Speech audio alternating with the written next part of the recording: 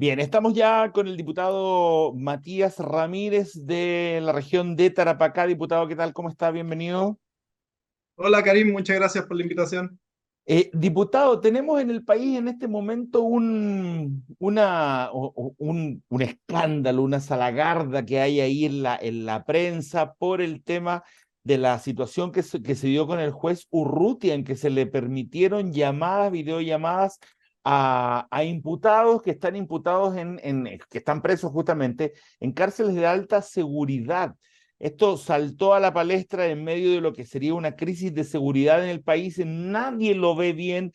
El ministro Cordero justamente ayer salió diciendo que esto era ilegal. Sin embargo, usted dice no, está dentro del derecho nacional e internacional. Cuéntenos por qué. Ahora es que yo creo que en general estamos hablando de una polémica bastante artificial. ¿En qué contexto? Y quiero ser bastante claro. Acá nadie está desconociendo que tenemos una situación de seguridad en el país muy compleja.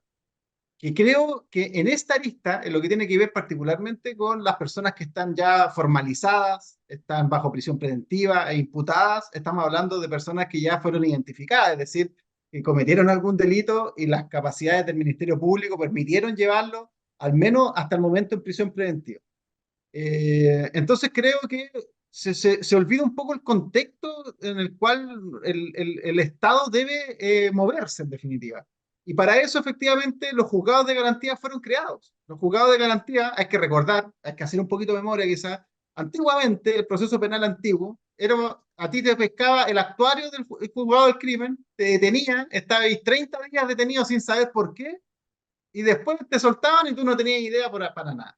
Esas Ya, cuestiones pasaban, o sea, sí, esto no es claro, mito, uno lo claro. escucha en la literatura penal Sí. de quizás. Entonces, esa es una realidad. Entonces, para que esas cosas no sucedieran, se planteó como un El hito gobierno la ha reforma mantenido procesal desde un penal, inicio que apuntando a buscó una que supuesta efectivamente ilegalidad los en la jueces de decisión del garantía magistrado, velaran lo por que los debe resolver la derechos Corte de de Apelaciones los tras un recurso de intervinientes, hecho ojo, interpuesto no por la solamente de los Gendarmería, que imputados, argumenta en que la también está el autorización Ministerio de Público, los videollamadas era querellantes, grave. la víctima, como Incluso se apuntó a intervinientes, las pero conexiones con el evidentemente tren de el Aragua de sistema los carcelario reclusos. es para los Las imputados, es críticas para han las personas surgido desde Sí, condenadas claro, todos los claro. y sectores, vela por los incluso derechos de esas desde la personas. Entonces, en ese contexto, todas las personas privadas de libertad, sean imputados o condenados, tienen derecho a visitas. Eso es una cuestión que no está prohibida en nuestra legislación. Es más, en la cárcel de alto hospicio, usted va los miércoles o los domingos a ver a las familias con las encomiendas, entrando, que los No cambia revisa. porque sea cárcel de alta seguridad. No cambia No esa cambia, fórmula. no cambia la figura. O sea, tú el derecho a visita es un derecho que se reconoce internacionalmente. No porque en la cárcel de alta seguridad lo que significa es que hay mayores controles, efectivamente, para que no ingresen un celular, para que no ingresen elementos cortopunzantes, no ingresen droga. Ese es, en definitiva, lo que se busca con la cárcel de alta seguridad. Entonces, el Ujú. derecho a visita no lo tienen prohibido. Segundo, lo que estimó el juez Urrutia, uno puede considerar bien o mal. A mi juicio, yo creo, más que bien o mal, yo creo que él falló de acuerdo a la legislación que existe. Determinó que habían ciertos imputados que su red de apoyo, es decir, su familia, no estaba en Chile, sino que estaba en otro país, en el extranjero, y ¿Ya? que por ende su única forma de ejercer ese derecho a visitas era a través de videollamadas custodiadas por gendarmería. Es decir, en ningún momento solo. Eso no significa que a él se le va a pasar un notebook para que lo administre como él quiera.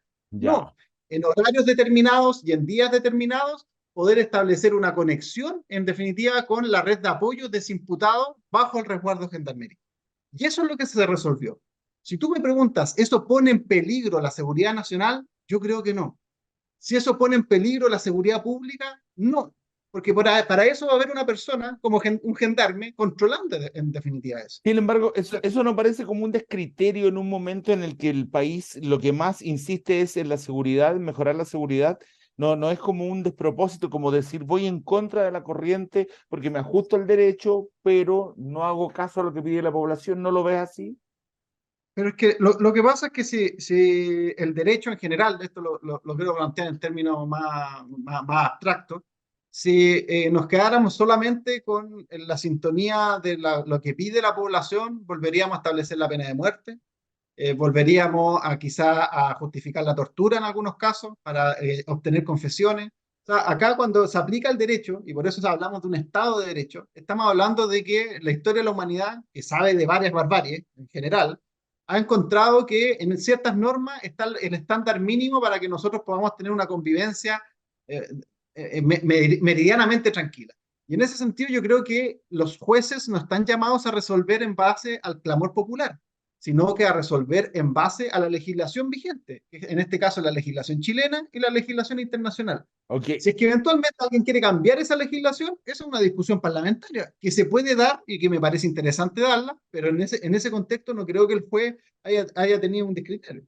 Diputado, y aparece también en el diario que hasta el ministro de Justicia dice que esto es ilegal. ¿Por qué lo dice de esa manera? Y el ministro de Justicia no le intenta contactar a usted para decirle, oye, ¿por qué tú dices en los diarios que está dentro del derecho? Lo que pasa es que, bueno, el ministro de Justicia, inclusive es más, la opinión que doy yo no la di quizás pensando como parlamentario, la di pensando más como abogado, como alguien que ha Ya, estado en tribunales y que ve ya, que estas discusiones en tribunales se dan. En el tribunal uno discute, por ejemplo, las visitas para la conyugal, la visita de los hijos, que le quitaron una visita o no, que lo castigaron mal o no. Esa cuestión se da en la discusión de los juzgados de garantía, es algo normal. La opinión que da, a mi entender, el ministro de Justicia es una opinión política. Ahí yo creo que se ya. hace cargo de lo que tú planteas, Karim, de hacerse cargo de la presión popular y decir, ¿sabes qué? Esto es una ilegalidad. Cuando quizás, por eso te digo, yo al menos no la veo esa situación. Yo creo que la cuestión incluso puede ser distinta, que puede ser llevarnos a discutir que ante situaciones de crimen organizado, que esté una persona que esté formalizada, generar mecanismos que permitan, en definitiva, un control más exhaustivo cuando estén sujetos a prisión preventiva o cuando estén cumpliendo una condena. Y esas cuestiones existen, por ejemplo, en Italia, existen en Estados Unidos, donde Ya. se aplican medidas, pero en ningún caso, ojo, en ningún caso, Karim, tampoco tú nunca vas a lograr tener una persona aislada 4 años, 5 años, 10 años de su entorno. Volveríamos casi al monte, al conde Montecristo, cuando lo Ok, llevaban a una isla, cerraban un castillo y estaba sí, 20 claro. años y nadie sabía.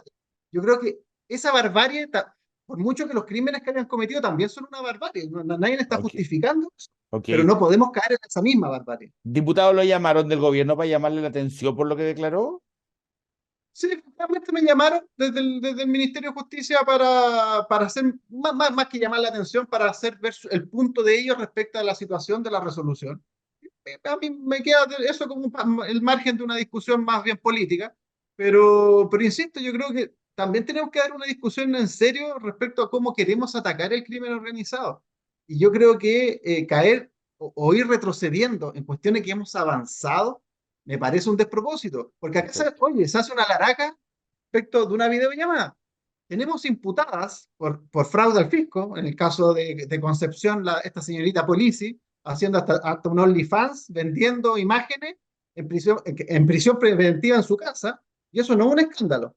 Los medios incluso han salido a contabilizar cuánta plata ha ganado, diciendo más o menos que es una mente brillante, y no haciendo una crítica a cómo cumple, en este caso, una prisión preventiva domiciliaria. Entonces Perfecto. creo que insisto, yo creo que se ha generado un debate que y ahí también me hago cargo de una cuestión. Hoy día he escuchado a un diputado del PPD diciendo que teníamos que abolir la reforma procesal penal. Yo creo que ese diputado nunca ha pisado un tribunal, y eso que tiene título de abogado, yo creo que nunca ha pisado un tribunal, porque en definitiva el daño que podría provocar en la población común y corriente sería perverso. Yo creo que la discusión tiene que estar en cómo atacamos el crimen organizado y cómo mejoramos ciertas herramientas, pero en ningún caso, insisto, vamos a llegar al aislamiento total de una persona de por vida. Esa cuestión, yo creo que también hay que ser sensato en el debate. Perfecto. Y aclararle a la gente que en esto no tiene nada que ver en el gobierno, sino que si se quiere cambiar la ley tiene que ser una discusión parlamentaria. Diputado, gracias por haber estado con nosotros. Que esté muy bien. Muchas gracias, Karim, que esté bien. Igual. Y ustedes sigan acá en Iquique Televisión, no se vayan.